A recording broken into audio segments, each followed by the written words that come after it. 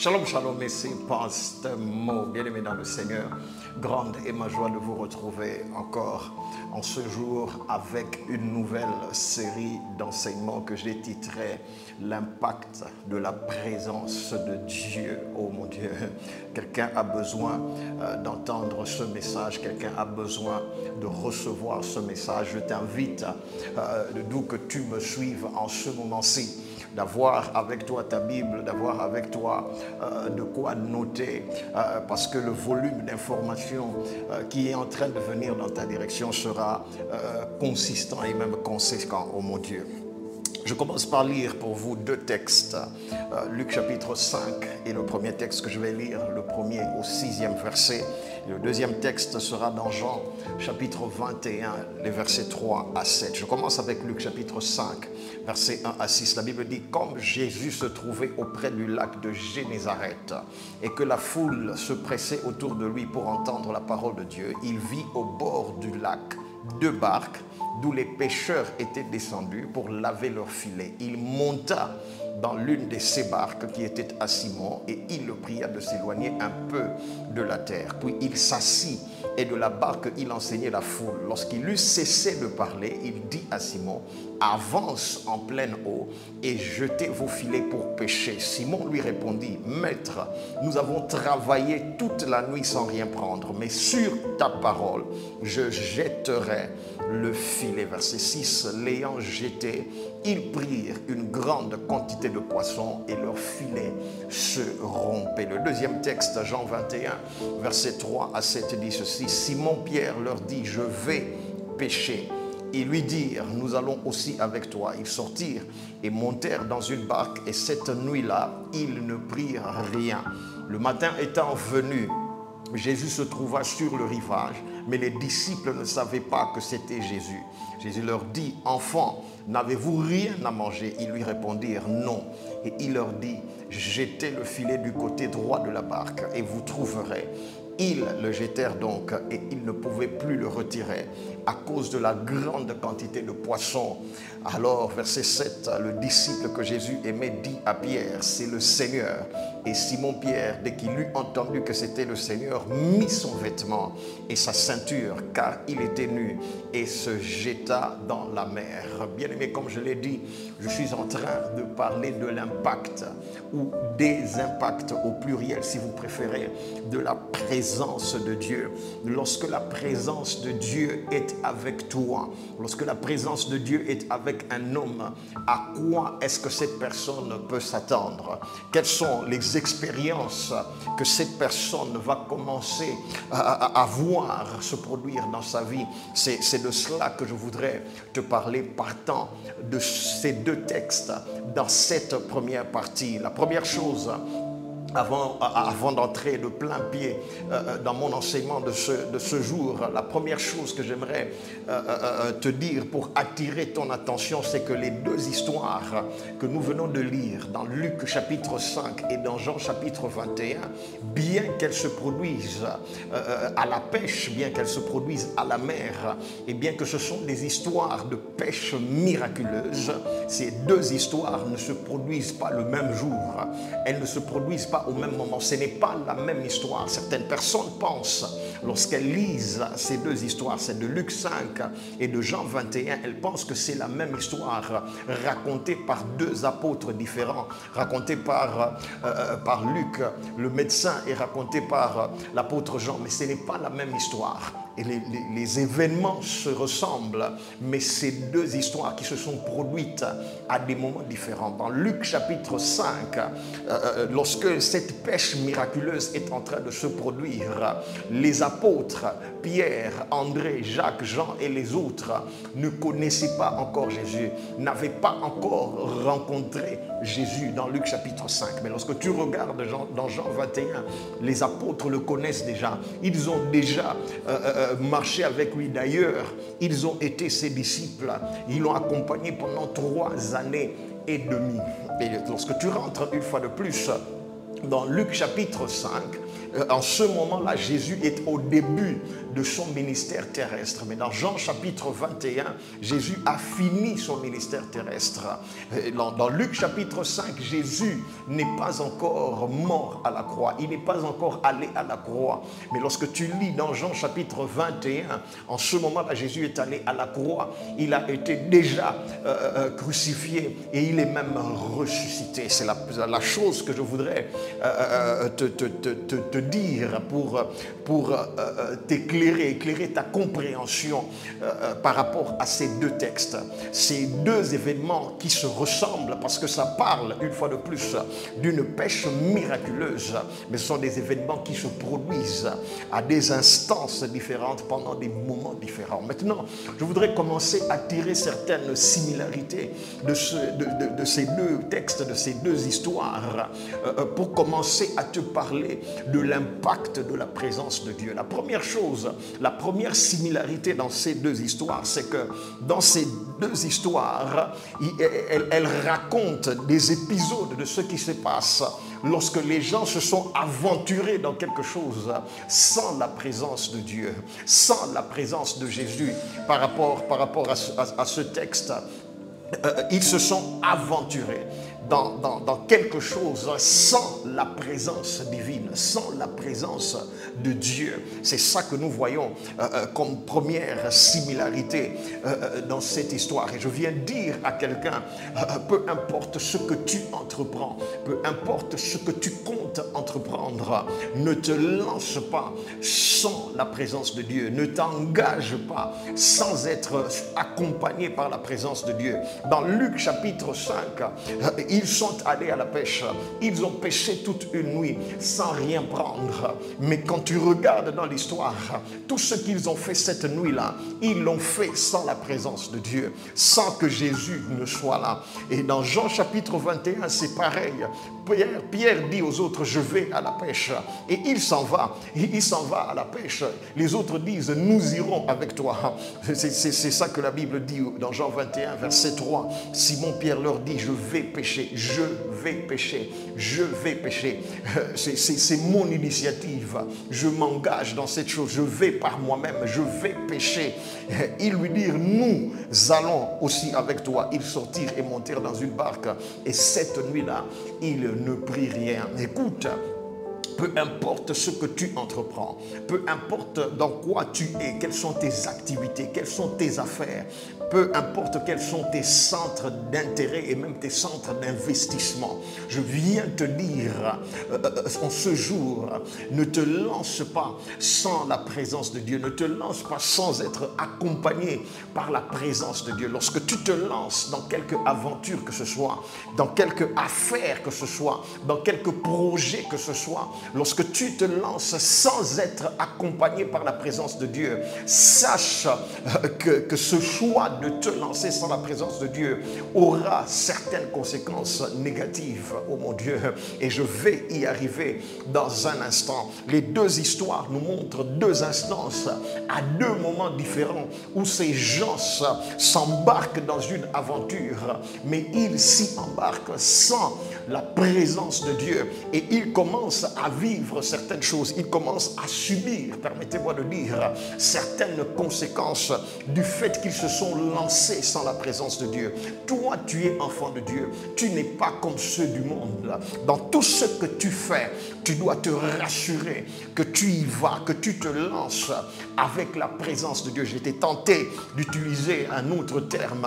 Sois rassuré que tu te lances avec la bénédiction de Dieu. Mais je laisse le terme bénédiction avant que ça ne commence à prêter à confusion pour certaines personnes. Je te parle de l'impact de la présence de Dieu. C'est de ça que je suis en train de te parler. Et lorsque dans ces deux histoires, ces gens se sont lancés d'abord sans la présence de Dieu. Quelles en ont été les conséquences? La première conséquence, c'est qu'ils ont fourni des efforts sans obtenir de résultats. Oh mon Dieu, il y a quelqu'un qui est en train de me suivre et qui est dans ce cas. Tu fournis beaucoup d'efforts. Personne ne peut te critiquer par rapport au fait que tu es en train de fournir des efforts dans ton business, dans ton travail, dans tes activités, dans tes études peut-être. Dans ton cas, peut-être que c'est dans ton mariage, dans ton foyer, tu es en train de fournir des efforts. Personne ne peut le nier. Personne ne peut t'arracher cela. Personne ne peut te dire que tu ne fournis pas assez d'efforts. Et c'était le cas pour Pierre et pour ses compagnons. Dans Luc chapitre 5 et dans Jean 21, dans Luc 5, il dit au verset 5, Simon répondit, Maître, nous avons travaillé toute la nuit sans rien prendre. Nous avons bossé, en des termes courants, nous avons bossé, nous nous sommes donnés, nous avons fourni des efforts. Oh mon Dieu, nous n'avons pas passé une nuit à papoter, nous n'avons pas passé une nuit à discuter, nous n'avons pas passé une nuit à dormir, mais nous avons travaillé. Il utilise le terme travailler et ce terme sous-entend qu'ils ont fourni des efforts, mais malgré leurs efforts, sans la présence de Dieu, leurs efforts n'ont pas produit de résultats. Et j'aimerais redire à quelqu'un que sans la présence de Dieu, tes efforts sont louables, mais sans la présence de Dieu, tes efforts ne produiront rien. Tu as besoin que tes efforts soient accompagnés, soient soutenus par la présence de Dieu. Alors, tu verras les résultats escomptés, les résultats désirés. Il dit, nous avons travaillé toute la nuit sans rien prendre, sans la présence de Dieu. Lorsque tu t'aventures sans la présence de Dieu, la première chose qui se produit, c'est que tu fournis beaucoup d'efforts sans résultat. Peut-être que c'est la réponse que quelqu'un est en train de chercher depuis longtemps. Quelqu'un qui est en train de se poser la question de savoir pourquoi est-ce que je ne suis pas paresseux, je ne suis pas nonchalant dans ce que je fais. Je donne le meilleur de moi-même, je me donne à fond, mais pourquoi est-ce que les résultats ne viennent pas? Pourquoi est-ce que ça accouche d'une souris, comme le dit l'expression? Pourquoi est-ce que je ne vois pas le résultat que je suis en train de chercher? Peut-être que c'est la réponse que Dieu est en train de t'envoyer aujourd'hui. Tu fournis beaucoup d'efforts, c'est une bonne chose. Tu es un bosseur, tu es une bosseuse. Tu te donnes à fond, tu te donnes à 110% dans ce que tu es en train de faire. Mais tu le fais sans la présence de Dieu. Tu le fais par toi-même.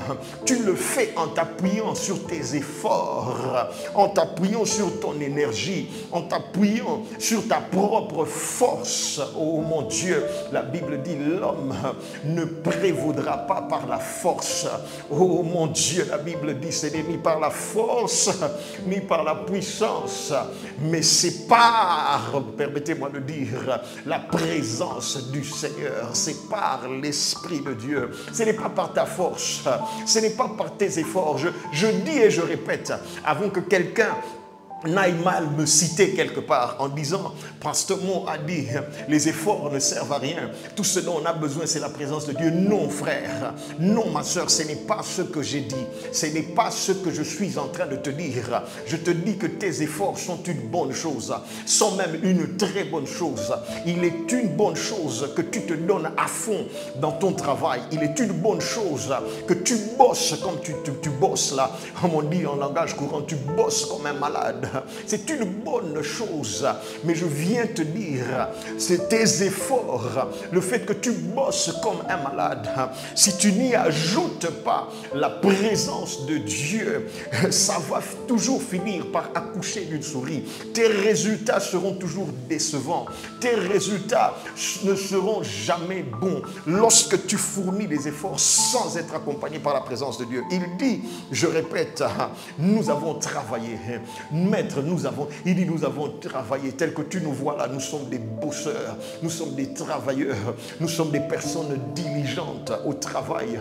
Nous avons bossé. Oh mon Dieu, mais cela a accouché d'une souris. C'est cela la première conséquence de lorsque tu t'aventures sans la présence de Dieu. Lorsque tu te lances dans quoi que ce soit, peu m'importe tes activités, peu m'importe tes projets, je le répète, peu m'importe ton domaine de profession, que tu sois ministre de Dieu, que tu sois homme d'affaires, que tu sois dans le séculier, que tu sois juriste, que tu sois, je ne sais pas, médecin, peu m'importe ton domaine de profession, sois un bosseur, mais un bosseur qui connaît la présence de Dieu. Oh mon Dieu, Seigneur, donne-nous dans l'église, donne-nous dans le corps du Christ, des bosseurs qui connaissent la présence de Dieu, des hommes diligents qui connaissent la présence de Dieu, des femmes travailleuses, mais qui connaissent la présence de Dieu. Oh mon Dieu, je voudrais avoir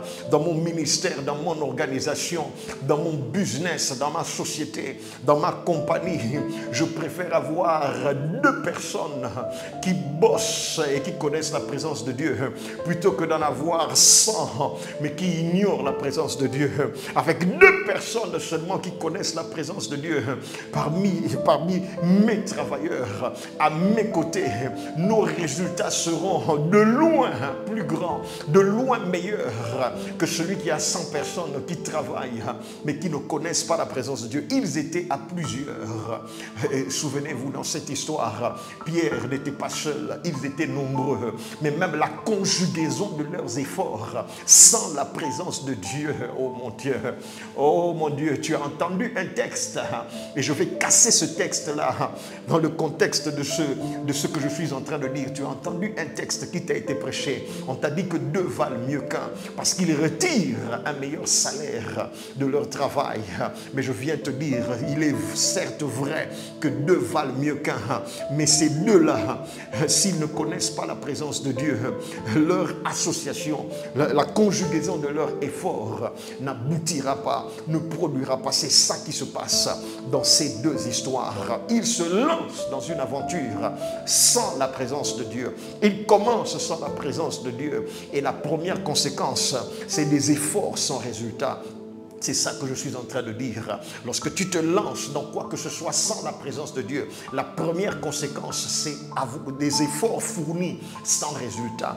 Qui veut fournir des efforts et ne pas voir des résultats? Chacun d'entre nous, et moi y compris, je souhaite lorsque je fournis des efforts, lorsque je mouille le maillot par rapport à quelque chose, je souhaite que je puisse voir les résultats des efforts que j'ai fournis et du maillot que j'ai mouillé. Et toi de même. Et je viens te dire, pour que tes efforts ne semblent pas avoir été en vain, pour que tes efforts ne semblent pas avoir été gaspillés, tu vas devoir, dans tes efforts, associer la présence de Dieu.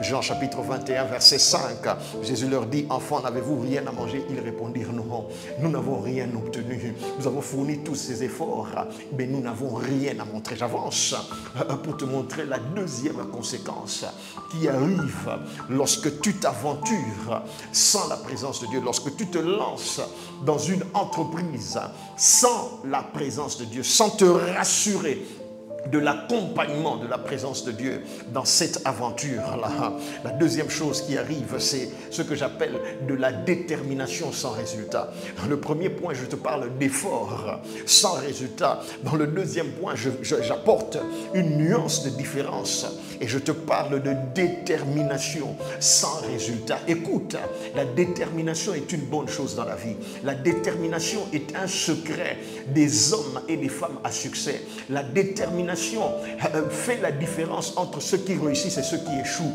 Ça, je te le concède, je te l'accorde. Mais la détermination, aussi bonne qu'elle soit, sans la présence de Dieu, oh mon Dieu, oh mon Dieu, oh mon Dieu, il y a une histoire dans Genèse chapitre 11, à partir du verset 1er jusqu'au verset 6e, l'histoire de la construction de la tour de Babel. Ces gens étaient déterminés de construire une tour, la Bible dit qu'ils parlaient le même langage. La Bible dit qu'ils avaient le même projet. Et ces gens étaient déterminés. Ils ont mis leurs ressources à disposition, déterminés à construire une tour qui monte jusqu'au ciel. Le problème de ces gens-là, ce n'était pas le manque de détermination. Ce n'était même pas le manque de visa, de vision, excusez-moi. Ce n'était même pas le manque de ressources pour mener à bien leur projet. Le problème de ces gens-là, c'est qu'ils avaient de la détermination sans la présence de Dieu. Dieu n'était pas dans leur projet.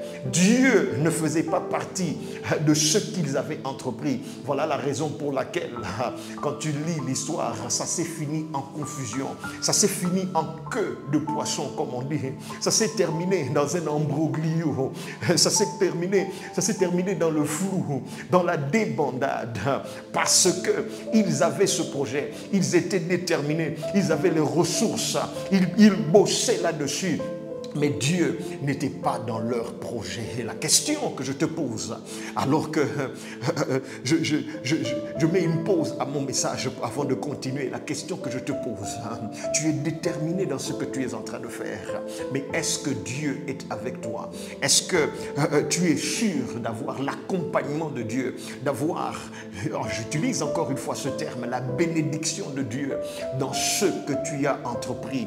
Tu es déterminé, tu es tenace, tu tiens bon. La détermination est différente du premier point que j'ai mentionné, parce que la détermination, c'est la ténacité. Il y a des gens qui sont des bosseurs, mais ils ne sont pas tenaces. Ce sont des travailleurs, mais ils n'ont pas d'endurance. La détermination, c'est de l'endurance. Non seulement être bosseur, mais savoir être endurant, savoir tenir bon, tenir ferme, jour après jour, semaine après semaine, mois après mois, année après année. Tu as de la ténacité. Mais est-ce que Dieu est avec toi dans ce projet-là? Est-ce que Dieu est avec toi dans cette activité-là? Tu as de l'endurance, tu tiens bon, tu t'agrippes, tu t'accroches. C'est une bonne chose. Je ne dis pas que c'est mauvais, une fois de plus. C'est une très bonne qualité à avoir. Mais est-ce que Dieu est impliqué dans ce que tu es en train de faire? Ça, c'est une question que tu dois pouvoir te poser et à laquelle tu dois pouvoir répondre sincèrement. Est-ce que Dieu, je suis tenace, ça fait autant de semaines que je suis sur ce projet, ça fait autant de mois, ça fait autant d'années que je suis investi dans ce projet, je tiens bon, je ne désarme pas, je ne me relâche pas, je ne me décourage pas. Ces gens ont travaillé toute la nuit, la fatigue est venue, ils ont refusé d'arrêter. Le sommeil est venu, ils ont refusé d'arrêter. Ils ne voyaient pas de résultat, ils ont refusé d'arrêter. Pierre dit, encore une fois, au verset 5 de Luc 5, nous avons travaillé toute la nuit. Toute la nuit, ils étaient déterminés. Ils étaient déterminés, ils étaient à fond. Ils n'ont rien lâché de toute la nuit. Il n'y a pas eu de moment de relâchement, comme c'est le cas pour certains d'entre vous qui êtes en train de me suivre. Vous êtes à fond. Vous ne connaissez pas de moment de relâchement. Vous tenez bon dans ce projet-là. Mais, la question reste, est-ce que Dieu est avec toi dans ce projet-là? Est-ce que Dieu est avec toi dans cette entreprise-là? Cela reste une question entière. Jean 21, verset 3, Simon-Pierre leur dit, je vais pêcher. Ils dirent, nous allons aussi avec toi. Ils sortirent, montèrent dans une barque et cette nuit-là, encore une fois, ils ne prirent rien. Ils ont bossé toute la nuit, ils ont été déterminés, mais sans rien prendre. Oh mon Dieu, tu persévères dans ce que tu es en train de faire, mais tu ne vois pas de résultat. Peut-être que ton problème se situe à ce niveau. Tu persévères dans quelque chose où Dieu n'est pas. Écoute, si tu oublies tout ce que je vais dire dans ce message, je te prodigue un conseil. Ne persévère jamais dans ce dans quoi Dieu n'est pas. Lorsque Dieu n'est pas dans ce projet-là, lorsque Dieu n'est pas dans cette affaire-là, ne persévère pas. La persévérance ne sert à rien. La persévérance est même une perte lorsque Dieu n'est pas dans ce projet-là. Oh mon Dieu, retiens cette phrase, écris-la quelque part, mets-la sur un statut. Ne persévère jamais dans ce dans quoi Dieu n'est pas. Ne persévère pas, ça ne sert à rien. Ça n'apporte que frustration, ça n'apporte que déception. Et plusieurs d'entre vous, c'est de là que viennent votre déception. Certains d'entre vous êtes fâchés contre Dieu lui-même. Parce que vous avez persévéré dans une affaire où il n'était pas. Vous avez insisté, vous avez tenu bon dans une relation où Dieu n'était pas. Dans une affaire, dans un business, dans une activité, dans un projet où Dieu n'était pas. Ne persévère pas, mon frère. Ne persévère pas, ma soeur, dans une affaire où Dieu n'est pas présent. C'est cela mon conseil, alors que j'avance pour te parler de la troisième conséquence, de ce qui arrive lorsque tu t'embarques dans une aventure, dans un projet.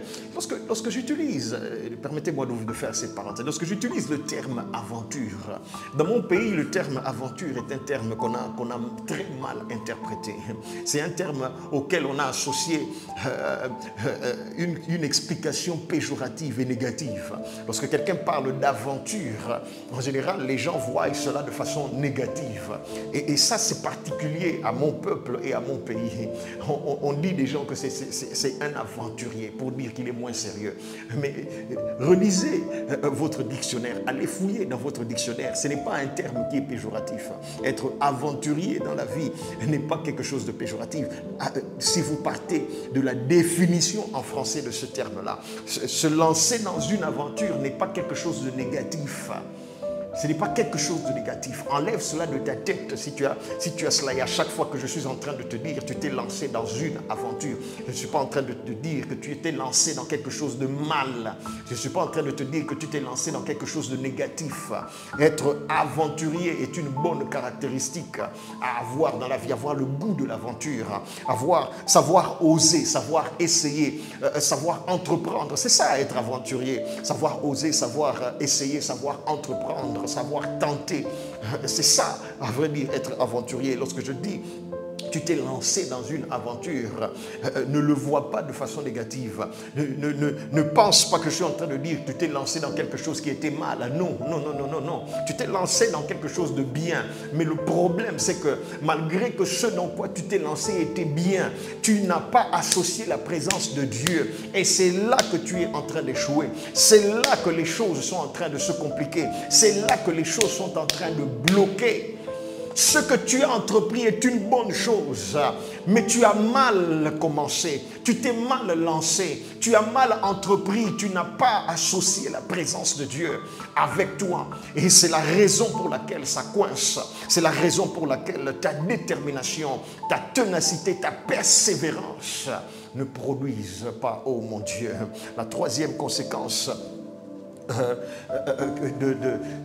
de cette aventure, lorsqu'ils se sont lancés sans la présence de Dieu, la troisième conséquence, c'est que ça aboutit à l'échec.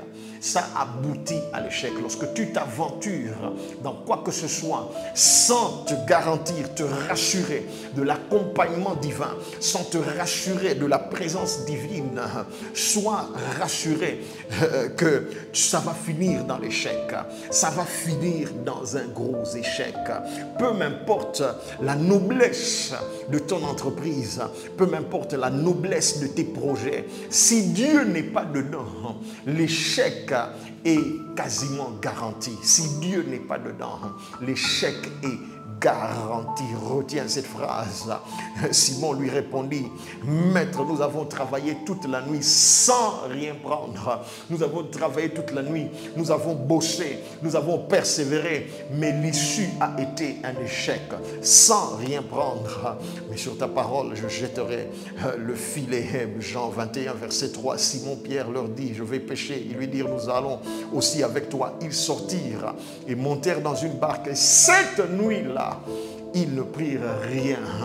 Cette nuit-là, ils ne prirent rien. C'est une troisième conséquence. Lorsque tu te lances dans quoi que ce soit sans être accompagné par la présence de Dieu, l'échec est garanti. C'est pour ça que plusieurs chrétiens échouent. C'est pour ça que plusieurs enfants de Dieu échouent.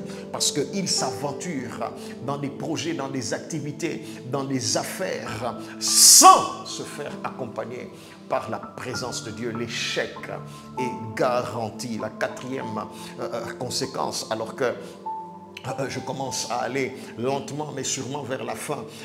La quatrième conséquence, c'est ce que j'appelle une saison de nuit, une saison d'obscurité. Lorsque tu lis dans ces deux histoires, une similarité entre ces deux histoires, c'est que ça se passe la nuit. Et je viens dire à quelqu'un que là où la présence de Dieu n'est pas, la nuit domine, l'obscurité domine, oh mon Dieu. Là où la présence de Dieu n'est pas, l'obscurité va dominer, la nuit va dominer. Permettez-moi de dire, les œuvres de ténèbres vont dominer dans cet endroit-là. Il dit, cette nuit-là, ils ne prirent rien. Il dit, nous avons travaillé toute la nuit, oh mon Dieu. Qu'est-ce que cela veut dire? Psaume chapitre 30, le verset 6, il dit, le soir où la nuit arrivent les pleurs et le matin l'allégresse. Lorsque tu t'engages sans la présence de Dieu, les pleurs vont continuer, les pleurs ne vont jamais s'arrêter. Voilà la raison pour laquelle plusieurs d'entre vous êtes dans les pleurs, êtes dans les lamentations à cause de plusieurs projets qui se sont finis dans un désastre. Votre nuit semble ne pas avoir de fin parce que Dieu n'est pas là, parce que Dieu n'est pas présent, parce que Dieu n'est pas impliqué dans ce que vous avez entrepris, oh mon Dieu. La nuit viennent les pleurs, mais le matin vient la joie et l'allégresse. Oh, j'aimerais prier pour quelqu'un qui est en train de me suivre ce soir. J'aimerais te dire, au nom du Seigneur Jésus, ta nuit a suffisamment duré, que le jour se lève au nom qui est au-dessus de tout autre nom, le puissant et le glorieux nom de Jésus. Tu as longtemps pleuré, mais il y a un temps pour pleurer et il y a un temps pour rire. Je te déclare, au nom qui est au-dessus de tout autre nom, le puissant et le glorieux nom de Jésus, que tes pleurs s'arrêtent, que ta saison, oh mon Dieu, ta saison de larmes, ta saison de pleurs, ta saison de regret, ta saison de lamentation s'arrête maintenant au nom puissant et glorieux de Jésus. De la même manière que la saison de frustration, la saison de larmes, la saison de déception de Pierre et des autres s'était arrêtée lorsque Jésus est entré sur scène, lorsque Jésus est apparu, lorsque la présence de Dieu s'est manifestée. De la même manière aussi dans ta vie, par la présence de Dieu, que les larmes s'arrêtent, que les frustrations s'arrêtent, que les déceptions s'arrêtent, au nom qui est au-dessus de tout autre nom, le puissant et le glorieux nom de Jésus. Si tu reçois cela, dis Amen là où tu te trouves. Il y a un temps pour pleurer, oui, mais il y a un temps pour rire aussi. Il y a un temps pour être dans la tristesse, mais il y a un temps où l'allégresse doit venir. Les pleurs durent toute la nuit, mais le matin vient l'allégresse. Ta nuit s'arrête, je te le proclame, je te le déclare au nom de Jésus, que ta nuit s'arrête et que ton matin se lève, que ton temps de réjouissance te parvienne et t'arrive au nom de Jésus, que ton temps de joie te parvienne au nom de Jésus. Telle est ma prière pour toi. Si tu le reçois, dis Amen, tape Amen là où tu te trouves. Oh mon Dieu, oh mon Dieu. Maintenant j'avance pour commencer à te dire une cinquième chose que j'aimerais te faire remarquer dans ce texte, c'est que dans ces deux histoires, oh mon Dieu, reste avec moi et suis bien ce que je suis en train de dire. Dans ces deux histoires, elles commencent dans un échec, mais elles finissent dans la réussite. Oh mon Dieu, oh mon Dieu. Ces deux histoires commencent dans l'échec, mais elles finissent dans la réussite. J'aimerais dire à quelqu'un qui est en train de me suivre, ce n'est pas parce que quelque chose a commencé dans l'échec que nécessairement ça va finir dans l'échec. Oh mon Dieu. Est-ce que tu reçois cette parole? Cette parole est pour quelqu'un. Quelqu'un doit taper Amen à cette parole. Ces deux histoires, Luc chapitre 5, Jean chapitre 21, commencent la première partie, les premiers épisodes, permettez-moi de dire. Les premiers chapitres sont des chapitres d'échecs. Les premiers épisodes nous dépeignent, nous montrent une image d'échec. Mais ce qui m'intéresse, c'est les derniers épisodes. Ce qui m'intéresse, c'est la fin de l'histoire. Écoute, peu m'importe comment tu as commencé. Peut-être que tu as mal commencé. Peut-être que le début de l'histoire de ta vie a très mal commencé. Mais je viens te dire au nom du Seigneur Jésus-Christ, ce n'est pas parce que tu as mal commencé que tu vas nécessairement très mal finir. Oh mon Dieu, cette parole est pour quelqu'un. Ils ont commencé avec une nuit de frustration, une nuit d'échec, mais ils ont fini le matin avec une pêche miraculeuse. Il y a quelqu'un dont le business a très mal commencé. Ton business a commencé à saigner de l'argent, a commencé à connaître des pertes par-ci, des désastres par-là. Peut-être que tu as même été victime des derniers pillages qu'il y a eu dans la ville. Oh mon Dieu, je te proclame et je te déclare au nom qui est au-dessus de tout autre nom. Ce n'est pas parce que tu as mal commencé que tu vas nécessairement mal finir. Ce qui a mal commencé n'est pas obligé de mal finir nécessairement. Ce n'est pas parce qu'une relation a mal commencé qu'elle va nécessairement mal finir. Ce n'est pas parce qu'un business, une affaire, une activité a mal commencé qu'elle va nécessairement mal finir. Ce n'est pas parce que ton ministère a mal commencé qu'il va nécessairement mal finir. Oh mon Dieu, dans la vie, il y a de la place pour l'échec. Arrêtez d'être trop dur avec les autres et arrêtez même d'être trop dur avec vous-même. La Bible n'a pas eu honte.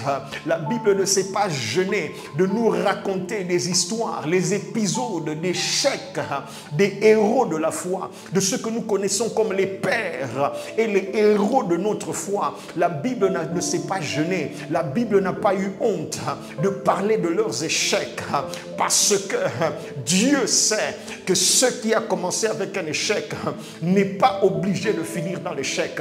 Ce n'est pas parce que quelqu'un a commencé par échouer que nécessairement la fin de son histoire, il va finir dans l'échec. Ce n'est pas parce que quelqu'un a fait un faux départ qu'il fera une fausse arrivée. Oh mon Dieu, cette parole est pour quelqu'un. Je suis venu parler à quelqu'un. Je suis venu dire à quelqu'un de la part du Seigneur. C'est Dieu qui te parle et qui te dit, mon frère, et qui te dit, ma soeur, ce n'est pas parce que tu as connu quelques échecs que ça va mal finir. Ce n'est pas parce que le départ est mitigé, parce que le départ est compliqué, parce que ton départ est frustrant, parce que ton départ est décevant, que la finalité sera décevante aussi, que la finalité sera frustrante. Ce qui a mal commencé peut bien finir. Je reformule cette phrase. Ce qui a mal commencé va bien finir. Oh mon Dieu. Toi, associe tout simplement la présence de Dieu. Tout ce dont tu as besoin pour renverser la courbe, pour renverser la pyramide, pour renverser le sablier. Ce dont tu as besoin, c'est d'associer la présence de Dieu dans ce que tu es en train de faire. Ils ont mal commencé, mais ils ont bien fini. Et j'aimerais déclarer cette parole à quelqu'un qui est en train de me suivre. Tu as mal commencé, tu le sais, tu es conscient que tu as mal commencé, tu es conscient des erreurs, des dérapages, des mauvais choix que tu as fait lorsque tu as commencé. Mais je te déclare, au nom qui est au-dessus de tout autre nom, tu vas bien finir. Par Dieu, par la présence de Dieu, dans ta vie, tu vas bien finir. Pierre commence mal, avec une nuit de frustration, avec une nuit d'échec, une nuit sombre, une nuit de déception. Mais lorsqu'il finit, la fin de l'histoire, c'est ça qui m'intéresse. Il finit avec tellement de poissons que ses filets commencé à se rompre. Ils ont essayé de mettre dans la pirogue. La pirogue a commencé à s'enfoncer. Je déclare à quelqu'un, oh, que Dieu t'accorde des bénédictions qui vont t'enfoncer la pirogue. Des bénédictions qui déchirent les filets. Où tu n'as plus d'espace dans ton compte bancaire, dans ton porte-monnaie. Tu n'as plus d'espace dans ton coffre-fort. Tu n'as plus d'espace dans ton parking pour parquer les véhicules. Tu n'as plus d'espace. Que Dieu t'accorde de telles bénédictions au nom qui est au-dessus de tout autre nom, le puissant et le glorieux nom de notre Seigneur Jésus. Ce qui a mal commencé, celui, oh, je reformule cette phrase, ce n'est pas seulement ce qui a mal commencé qui n'est pas obligé de mal finir. Celui qui a mal commencé aussi ne va pas nécessairement mal finir. Oh mon Dieu, c'est-à-dire qu'il y a de l'espoir pour toi qui est en train de me suivre. Tu te dis, oh, pasteur, vous ne connaissez pas mon histoire. Vous ne connaissez pas mes déboires. Vous ne connaissez pas toutes les bêtises et les sottises, les folies que j'ai eu à faire dans ma vie. J'ai tellement mal commencé. Je viens te dire que ce n'est pas parce que tu as mal commencé que tu vas nécessairement mal finir. Nous servons un Dieu qui change les histoires des hommes. Et c'est ce Dieu-là dont je suis en train de te parler. C'est de la présence de ce Dieu-là que je te demande d'inviter dans ta vie. Et elle va changer la courbe de ton histoire. Oh mon Dieu, je sens que le Seigneur me demande d'insister sur ce point parce que quelqu'un a besoin d'entendre cela. Quelqu'un qui est en train de se disqualifier. Arrête, écoute, arrête de te disqualifier. Dieu lui-même ne t'a pas disqualifié. Arrête, ne permet, plus grave encore, ne permet pas à un homme de te disqualifier. Lorsque Dieu lui-même ne t'a pas disqualifié, Dieu lui-même ne t'a pas rejeté. Tu as mal commencé, tu le sais, Dieu le sait, tout le monde le sait, mais par la présence de Dieu, ce qui a mal commencé peut bien finir. Ce n'est pas parce que tu as mal commencé que tu dois nécessairement mal finir. Je te donne des exemples, parce que tu es en train de dire, mais vous parlez beaucoup, mais vous ne me donnez même pas d'exemple dans les Écritures. Attends, je te donne le premier exemple. Le premier exemple que je te donne, c'est celui de Jacob. Jacob, frère d'Ésaü. Jacob, fils d'Isaac. Cet homme a mal commencé. Il fait un faux départ dans la vie. C'est quelqu'un qui commence mal. Il commence par voler, s'il te plaît. Il commence par voler la bénédiction de son frère Ésaü. Il commence par tromper son propre père, son vieux père, et par subtiliser la bénédiction de la bouche de son père. C'est ça le départ de Jacob. C'est ça, il a un faux départ. Il commence très mal sa vie. Mais écoute, lorsqu'il s'enfuit, il est même obligé de s'enfuir de la maison de ses parents parce que la colère et la rancœur de son frère Ésaü est tellement grande que ses propres parents ont vu que s'il restait sous le même toit, Ésaü allait le tuer. Et Ésaü allait commettre un fratricide. Il allait le tuer. Ses parents le font fuir pendant la nuit. Il s'enfuit. Et quand tu vois Jacob s'enfuir, toi et moi, nous nous disons que c'est avec raison. C'est avec raison qu'il s'enfuit. Il a mal agi. Il a mal fait. C'est de sa propre faute. Le vin est tiré, il faut le boire. Il est en train de subir les conséquences de ses propres erreurs, de ses propres fautes. Oh mon Dieu, oh mon Dieu. Mais lorsque tu lis dans la suite de l'histoire, dans la fuite de Jacob, Jacob va se retrouver dans un endroit qu'on appelle Beersheba, dans un endroit où son grand-père Abraham, plusieurs années avant lui, avait bâti un autel à l'Éternel et avait offert des sacrifices. Il avait rencontré Dieu, oh Seigneur, il avait rencontré la présence de Dieu dans cet endroit-là, plusieurs années avant que Jacob n'y arrive. Et Dieu l'avait visité dans cet endroit-là. Plusieurs années plus tard, l'autel a été détruit, complètement détruit. Mais Dieu, parce qu'il est Dieu et parce qu'il n'est pas un homme, parce que Dieu ne nous juge pas comme les hommes nous jugent, parce que Dieu ne nous regarde pas comme les hommes nous regardent. Dieu qui est Dieu a fait en sorte que Jacob, dans sa fuite, n'est allé nulle part d'autre qu'à Beersheba et exactement pile poil à l'endroit où son grand-père Abraham avait bâti un hôtel plusieurs années avant qu'il ne soit né. Et Jacob passe la nuit là. La Bible dit qu'il prend une pierre, mais ce n'est pas n'importe quelle pierre. Il prend une pierre et il en fait son oreiller cette nuit-là. Cette pierre-là faisait partie des vestiges, ça faisait partie des restes de l'autel qu'Abraham avait bâti à l'Éternel, l'autel sur lequel Abraham avait offert des sacrifices à l'Éternel, l'autel sur lequel Dieu avait visité Abraham.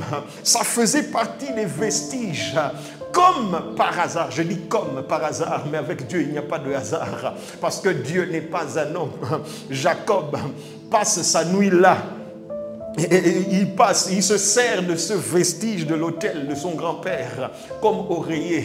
Et cette nuit-là, la Bible dit, il voit le ciel ouvert et les anges de Dieu montant et descendant. Et Dieu qui était assis au bout de l'échelle sur son trône.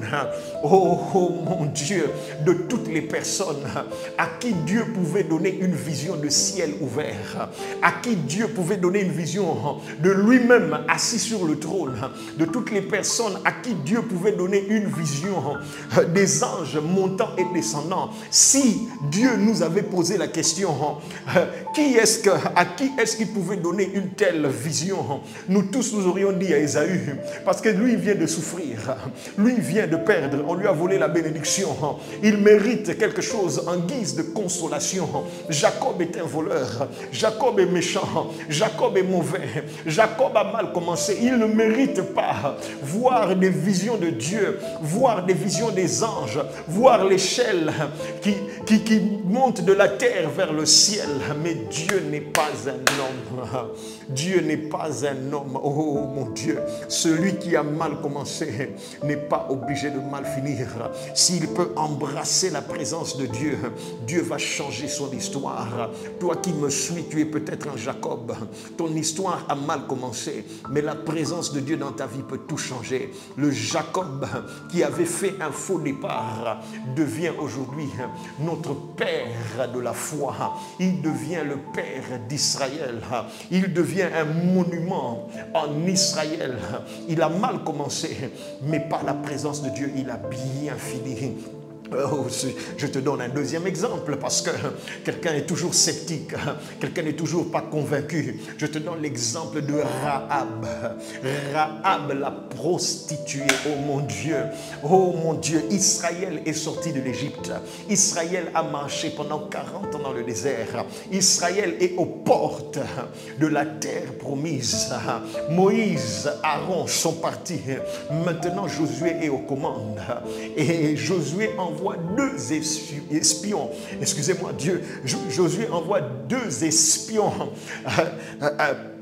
à Jéricho. Il les envoie à Jéricho pour espionner la ville de Jéricho et lui faire rapport. Écoute, ces espions sont en mission divine, s'il vous plaît. Ils sont en mission divine. Ils ne sont pas en villégiature.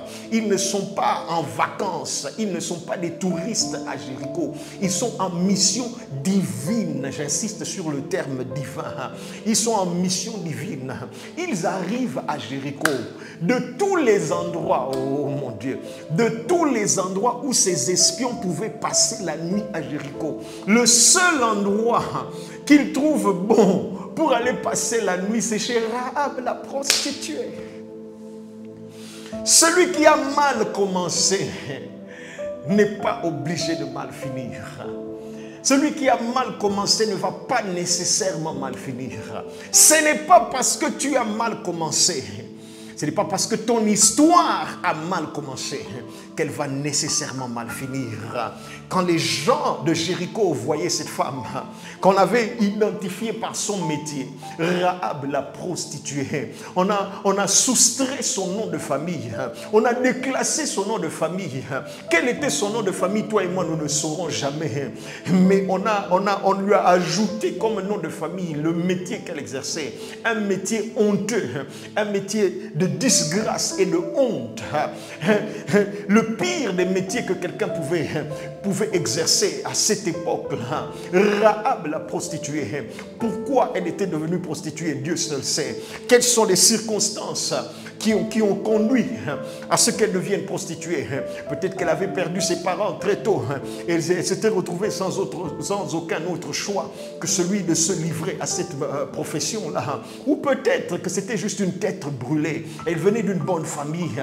Elle avait tout à sa disposition, l'argent et que sais-je encore. Elle avait des bons parents qui lui montraient le droit chemin, mais c'était une tête brûlée. Elle s'était associée aux mauvaises personnes. Elle s'était faite des amis qu'il ne fallait pas. Et elle a fini prostituée. Mais peu m'importe.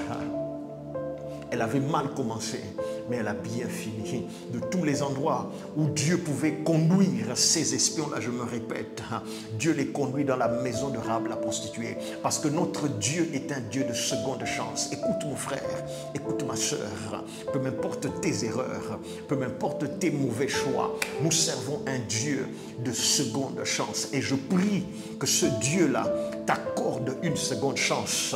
Si tu le reçois, dis Amen là où tu te trouves. Que ce Dieu-là t'accorde une seconde chance.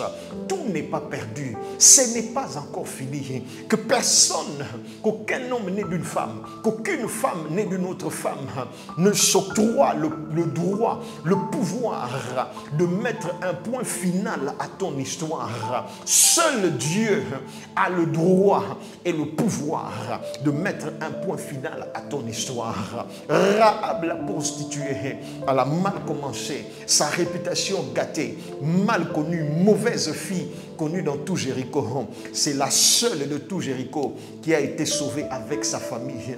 Oh mon Dieu! Et non seulement cela, Dieu s'arrange pour faire entrer Rahab dans la lignée biologique, dans la lignée physique de notre Seigneur et Sauveur Jésus-Christ. Rahab devient l'une des ancêtres de notre Seigneur Jésus-Christ. Quelle grâce! Quel privilège, oh mon Dieu, que Dieu t'accorde sa grâce. Toi qui es en train de me suivre, qu'il t'accorde sa miséricorde, qu'il t'accorde, je répète, une seconde chance. Ce n'est pas parce que tu as mal commencé que tu dois nécessairement mal finir. Le troisième exemple, parce que ce n'est pas ça vraiment mon message. Le troisième exemple que je te donne avant d'avancer, c'est celui de Saul de Tarse, qui est finalement devenu apôtre Paul. Ce jeune homme commence mal. Il commence comme un persécuteur de l'Église. C'est comme ça que son histoire commence. La première présentation qu'on nous fait de Saul de Tarse, de Paul, la première présentation qu'on nous fait de lui, c'est celle d'un meurtrier, c'est celle d'un assassin. Il participe au meurtre du diacre Étienne. Il participe parmi ceux qui lapident le diacre Étienne à mort. Il le tue à cause de sa foi. C'est un persécuteur de l'Église. C'est un persécuteur de Jésus lui-même. Parce que Jésus l'a dit, pourquoi me persécutes-tu? Il a mal commencé. Il est allé prendre des lettres auprès du souverain sacrificateur afin d'aller dans les villes. Il traquait les chrétiens dans les villes, dans les maisons. Il les arrêtait et il les livrait aux arrêts. On les jetait aux arrêts, on en tuait d'autres. C'est comme ça que son histoire commence. Jusqu'au jour où, oh mon Dieu, jusqu'au jour où il rencontre Jésus sur son chemin. Je prie pour quelqu'un qui est en train de me suivre. Puisses-tu rencontrer Jésus sur ton chemin. Peu m'importe jusqu'où tu es allé. Peu m'importe comment tu t'es égaré. À quel point tu t'es égaré. Tu n'iras jamais trop loin pour que Dieu ne puisse te récupérer. Paul était allé très loin, mais il n'était jamais allé trop loin pour que Jésus puisse le récupérer. Là, sur le chemin de Damas, il rencontre Jésus. Que dis-je? Il rencontre la présence de Dieu et son histoire change. Son histoire connaît un revirement que personne n'avait anticipé, auquel personne n'avait pensé, que même lui-même n'avait jamais imaginé qu'il pourrait avoir une telle opportunité, une aussi belle seconde chance. Je dis à quelqu'un et je répète, de la part du Seigneur, notre Dieu est un Dieu de seconde chance. Tu n'es jamais allé trop loin. Tes gaffes ne t'ont jamais trop éloigné de Dieu. Peu m'importe les crimes, la gravité des bêtises que tu as commises. Par Dieu et par sa présence, tu peux avoir un nouveau départ. La fin de ton histoire peut être meilleure. Paul devient le plus éminent de tous les apôtres de notre Seigneur Jésus-Christ. Paul devient celui qui écrira les 3/4 du Nouveau Testament. Paul devient cet homme dont l'ombre guérissait les malades. Paul devient cette ombre du corps duquel on prenait des linges qui avaient touché son corps. On les mettait sur les malades et les malades étaient guéris. Paul devient celui qui va ressusciter Dorcas. Ou plutôt, Paul devient celui qui va ressusciter les morts. Celui qui a ressuscité Dorcas, c'était Pierre. Celui qui va ressusciter les morts. Celui qui va opérer des signes. La Bible dit, Dieu faisait des miracles extraordinaires par les mains de Paul. Paul devient cet homme-là. Mais le début de son histoire n'est pas intéressant, n'est pas bon. Ce qui a commencé dans l'échec peut finir dans la réussite. J'ai dit toutes ces choses. Je me suis égosillé. J'ai parlé pendant autant de minutes pour te dire juste une seule chose. Ce qui a commencé dans l'échec, ce qui a mal commencé, peut finir dans la gloire et la réussite par la présence de Dieu. Voilà la raison pour laquelle je te parle de l'impact de sa présence. Voilà la raison pour laquelle je suis venu te dire de désirer la présence de Dieu plus que toute autre chose. Voilà la raison pour laquelle je suis venu te dire ne fais plus un autre pas sans sa présence. Voilà la raison pour laquelle je suis venu te dire désire, prie, demande sa présence, implique sa présence dans tout ce que tu fais, dans cette relation-là qui est en train de battre de l'aile, dans ce mariage-là qui est en train de battre de l'aile, dans tes études qui ne marche pas très bien, dans ton business qui est en train de saigner de l'argent, qui connaît des pertes sans précédent, dans ta santé qui est en train de se dégrader, dans ton ministère qui ne prospère pas, implique sa présence. Et sa présence va changer l'histoire. Ce qui a commencé dans l'échec va finir dans la réussite. Oh mon Dieu, oh mon Dieu. Et cela m'amène au point suivant que j'aimerais te partager ce matin pour te dire que dans ces deux histoires que nous avons lues, Luc chapitre 5, Jean chapitre 21, nous constatons une autre similarité, c'est que la présence de Dieu, que dis-je, la présence de Jésus dans ces deux histoires fait la différence. Et c'est ça que je suis venu te dire aujourd'hui, c'est que la présence, l'un des premiers impacts de la présence de Dieu, c'est que sa présence dans notre vie fait la différence. Lorsque sa présence vient dans ta vie, il y a un avant et il y a un après. Il existe un avant la présence de Dieu et un après la présence de Dieu. Et les deux ne se ressemblent pas. Les deux sont complètement opposés. Il y a un avant la présence et il y a un après la présence. Il y a une vie sans la présence et il y a une vie avec la présence. Et les deux ne se ressemblent pas. Il n'y a pas photo. Avant la présence, c'était frustration, c'était échec, c'était une nuit de pêche sans rien prendre. Dès que sa présence est venue sur scène, il y a eu percée, il y a eu réussite, il y a eu progrès, il y a eu bénédiction, il y a eu de la joie dans le camp de ces gens. Sa présence fait la différence dans notre vie. Oh mon Dieu, et tu dois désirer sa présence.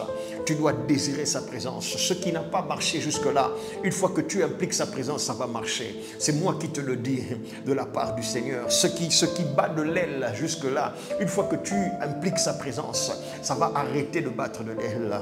Ce qui te frustre jusque-là, tu es frustré par ta propre vie, frustré par ce qui t'arrive. Une fois que tu impliques sa présence, tes frustrations vont s'arrêter. L'arrivée de Jésus sur scène a changé l'histoire. C'était le point tournant, c'était le tournant décisif dans ces deux histoires. Sa présence fait la différence. C'est ça que je suis venu te dire aujourd'hui. Et c'est là que je vais m'arrêter. Je prie pour toi, pour que tu reçoives sa présence. Je prie pour toi, pour qu'à partir de ces instants, tu reconnais que jusque-là, tu t'es engagé par tes propres forces, par ta propre énergie. Tu t'es appuyé sur ton savoir-faire, sur tes stratégies. Mais ce jour, tu voudrais recevoir sa présence. Je prie pour que tu la reçoives à partir de ces instants et que sa présence fasse la différence dans tes activités. Qu'à partir de ce jour, tu voies ce que sa présence fait lorsqu'elle entre en scène, lorsqu'elle entre en opération, lorsqu'elle entre en manifestation.